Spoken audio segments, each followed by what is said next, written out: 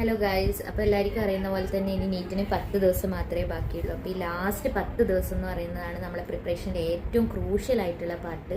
ഈ 10 ദിവസം നമ്മൾ എങ്ങനെ യൂട്ടിലൈസ് ചെയ്യുന്നത് എന്നുള്ളതനുസരിച്ചിരിക്കും നമ്മളെ റിസൾട്ട്.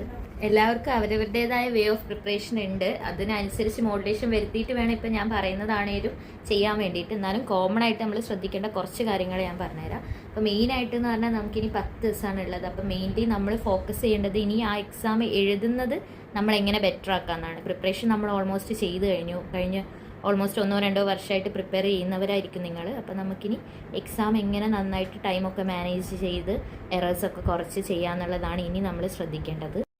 അപ്പോൾ മെയിനായിട്ട് നമ്മൾ ചെയ്യേണ്ടത് എന്താണെന്ന് വെച്ചാൽ ഇനിയുള്ള 10 ദിവസത്തിൽ നമ്മൾ ഒരു ദിവസം ഒരു ക്വസ്റ്റ്യൻ വെച്ചിട്ടെങ്കിലും ഒരു ക്വസ്റ്റ്യൻ പേപ്പർ വെച്ചിട്ടെങ്കിലും കറക്റ്റ് ആ സമയത്ത് നീറ്റ് എക്സാം നടക്കുന്ന സമയമായ 2 to 5 o'clock തന്നെ ഇരുന്നിട്ട് സോൾവ് ചെയ്യാൻ ശ്രദ്ധിക്കണം. ഓൾമോസ്റ്റ് എല്ലാ കോച്ചിങ് സെൻറ്റേഴ്സിലും എനിക്ക് തോന്നുന്നു ഇപ്പം മോക്ക് ടെസ്റ്റ് അതേ ടൈമിൽ തന്നെ ആയിരിക്കും നടക്കുന്നത്. അതാണെങ്കിൽ നിങ്ങൾ അത് കറക്റ്റായിട്ട് അറ്റൻഡ് ചെയ്യുക. അല്ലെങ്കിൽ നിങ്ങൾ സ്വന്തമായിട്ട് പ്രിപ്പയർ ചെയ്യുകയാണെങ്കിൽ കോച്ചിങ് സെൻറ്റേഴ്സിൻ്റെ പ്രീവിയസ് മോക്ക് ടെസ്റ്റിനേക്കാളും നമ്മൾ പ്രീവിയസ് നീറ്റിൻ്റെ ക്വസ്റ്റ്യൻ പേപ്പർ തന്നെ ഒരു എൻ്റയർ ക്വസ്റ്റ്യൻ പേപ്പർ സോൾവ് ചെയ്തിട്ട് അത് പഠിക്കാൻ നോക്കുക.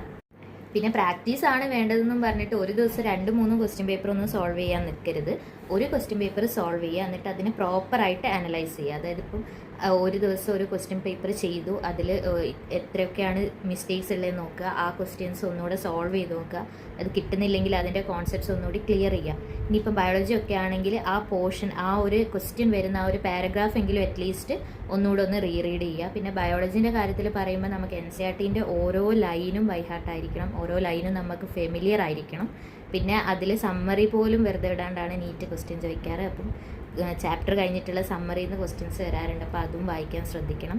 അങ്ങനത്തെ കുറച്ച് ലൂപ്പ് ഹോൾ ആയിട്ടുള്ള കുറച്ച് പോയിന്റ്സ് ഉണ്ട് നീറ്റ്സ് ക്വസ്റ്റ്യൻ ചോദിക്കുന്നത്. അപ്പോൾ അതൊക്കെ കണ്ടുപിടിച്ച് അത് പ്രീവിയസ് ഇയർ ക്വസ്റ്റ്യനിലൂടെ അനലൈസ് ചെയ്ത് തന്നെ കണ്ടുപിടിച്ചിട്ട് സോൾവ് ചെയ്ത് പഠിക്കണം. അപ്പോൾ മെയിനായിട്ട് ഇത് തന്നെയാണ് പറയാനുള്ളത്. നിങ്ങൾ ഒരു ദിവസം ഒരു ക്വസ്റ്റ്യനെങ്കിലും വെച്ചിട്ട് സോൾവ് ചെയ്യുക. അപ്പോൾ അത്രയേ ഉള്ളൂ മെയിനായിട്ട് ചെയ്യേണ്ടത്. All the best for your preparation. Video ഇഷ്ടപ്പെട്ടെങ്കിൽ ലൈക്ക് ചെയ്യുക, കമൻറ്റ് ചെയ്യുക, സബ്സ്ക്രൈബ് ചെയ്യുക. എന്തെങ്കിലും ഡൗട്ട് ഉണ്ടെങ്കിലും അത് കമൻറ്റിലൂടെ ചോദിക്കുക. അതിനുള്ള ഉത്തരം ഞാൻ പറയുന്നതായിരിക്കും.